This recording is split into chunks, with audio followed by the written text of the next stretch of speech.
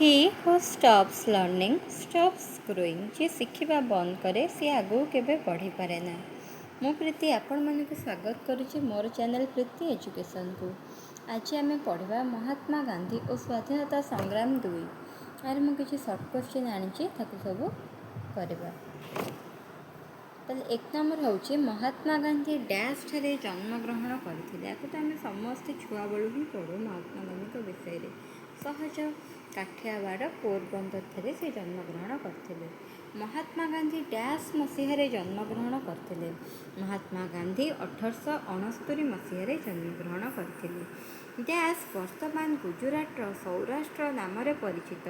କାଠିଆବାଡ଼ର ପୋରବନ୍ଦର ବର୍ତ୍ତମାନ ଗୁଜୁରାଟର ସୌରାଷ୍ଟ୍ର ନାମରେ ପରିଚିତ।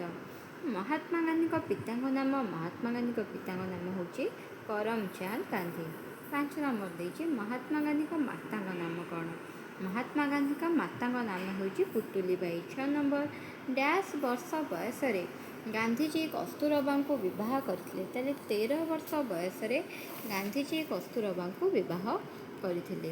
ତାପରେ ଆମେ ଆସୁଛୁ 7 ନମ୍ବର ଡ୍ୟାସ୍ ମସିହାରେ ଗାନ୍ଧୀଜୀ ଦକ୍ଷିଣ ଆଫ୍ରିକାରୁ ଭାରତକୁ ଆସିଥିଲେ। 1915 ମସିହାରେ ଗାନ୍ଧୀଜୀ ଦକ୍ଷିଣ ଆଫ୍ରିକାରୁ ଭାରତକୁ ଆସିଥିଲେ। ଡ୍ୟାସ୍ ଥିଲେ ଗାନ୍ଧୀଜୀଙ୍କର ରାଜନୈତିକ ଗୁରୁ ଗୋପାଳକୃଷ୍ଣ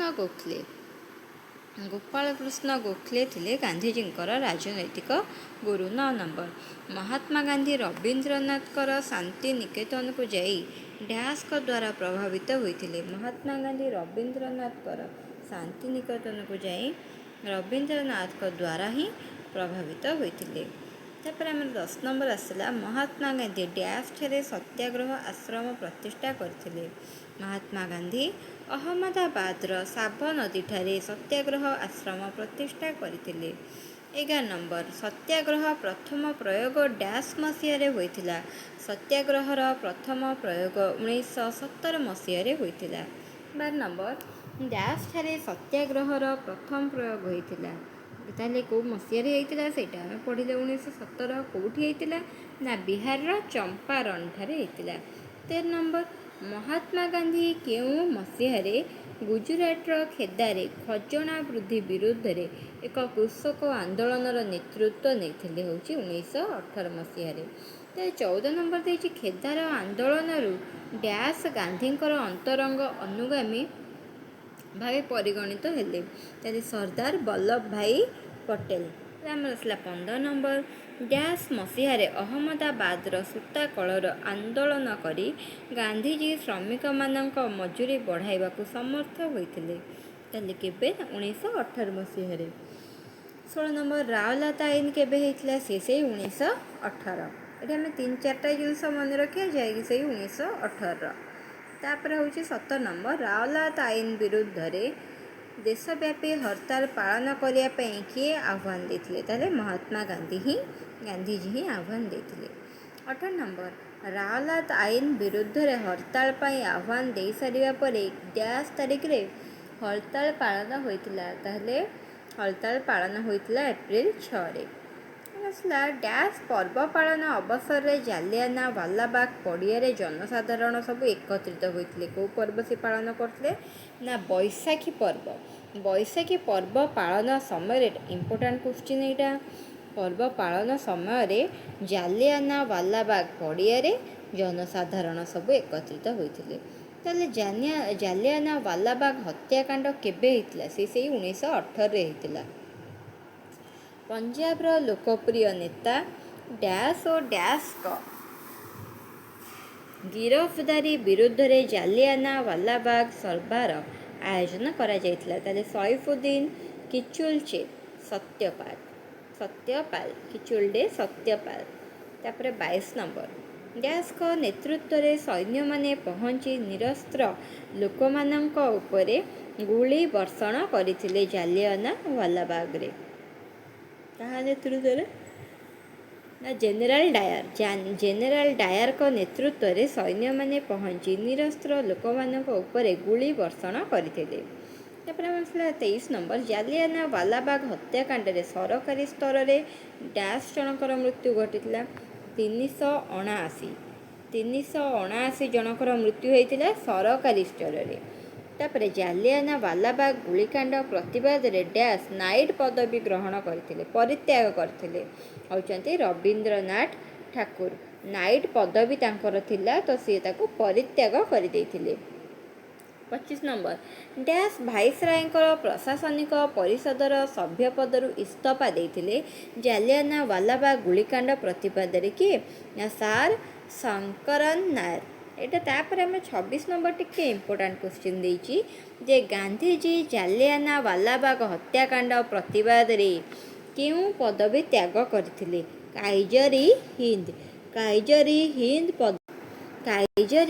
କାଇଜର-ଇ-ହିନ୍ଦ ପଦବୀ ସେ ତ୍ୟାଗ କରିଥିଲେ। 27 ନମ୍ବର, ଡ୍ୟାସ୍ ମସିହାରେ ଭାରତ ଶାସନ ଆଇନ ବା ମଣ୍ଟେଗୁ ଚେମ୍ସଫୋର୍ଡ ଶାସନ ସଂସ୍କାର ନୀତି ଲାଗୁ ହୋଇଥିଲା? 1919ରେ। 28 ନମ୍ବର, ସର୍ବଭାରତୀୟ ଖିଲାଫତ ସଭା ଡ୍ୟାସ୍ଙ୍କ ସଭାପତିତ୍ୱରେ ଦିଲ୍ଲୀଠାରେ ଆହୁତ ହୋଇଥିଲା? ତାହେଲେ ଗାନ୍ଧିଜୀ।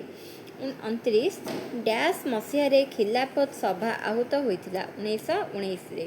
30 ନମ୍ବର, ଡ୍ୟାସ୍ ମସିହାରେ ଆହ୍ଲାବାଦଠାରେ ଏକ ସର୍ବଦଳୀୟ ବୈଠକରେ ଅସହଯୋଗ ଆନ୍ଦୋଳନ ପାଇଁ ଡାକରା ଦିଆଯାଇଥିଲା? 1920।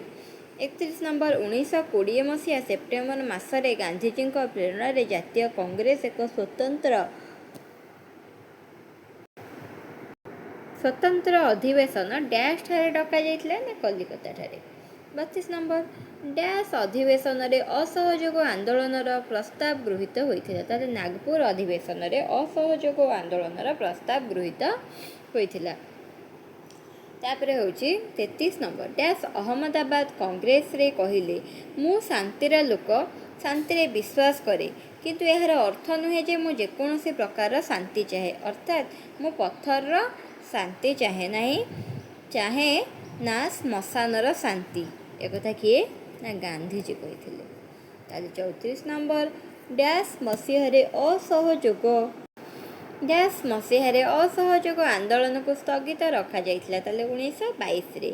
ତାପରେ ଆମର ଆସିଲା 35 ନମ୍ବର, ଡ୍ୟାସ୍ କାରଣ ପାଇଁ ଅସହଯୋଗ ଆନ୍ଦୋଳନକୁ ସ୍ଥଗିତ କରାଯାଇଥିଲା? ନା ଚୌରୀ ଚୌରା କାଣ୍ଡ ପାଇଁ ଅସହଯୋଗ ଆନ୍ଦୋଳନକୁ ସ୍ଥଗିତ କରାଯାଇଥିଲା। 36 ନମ୍ବର, 1920 ମସିହା ନାଗପୁର ଅଧିବେଶନରେ ଡ୍ୟାସ୍ ଜଣ ଓଡ଼ିଶାରୁ ଭାଗ ନେଇଥିଲେ? 27 ଜଣ ଓଡ଼ିଶାରୁ ଭାଗ ନେଇଥିଲେ। ଉତ୍କଳ ପ୍ରଦେଶ କଂଗ୍ରେସ କମିଟି ଡ୍ୟାସ୍ ମସିହାରେ ଗଠିତ ହୋଇଥିଲା?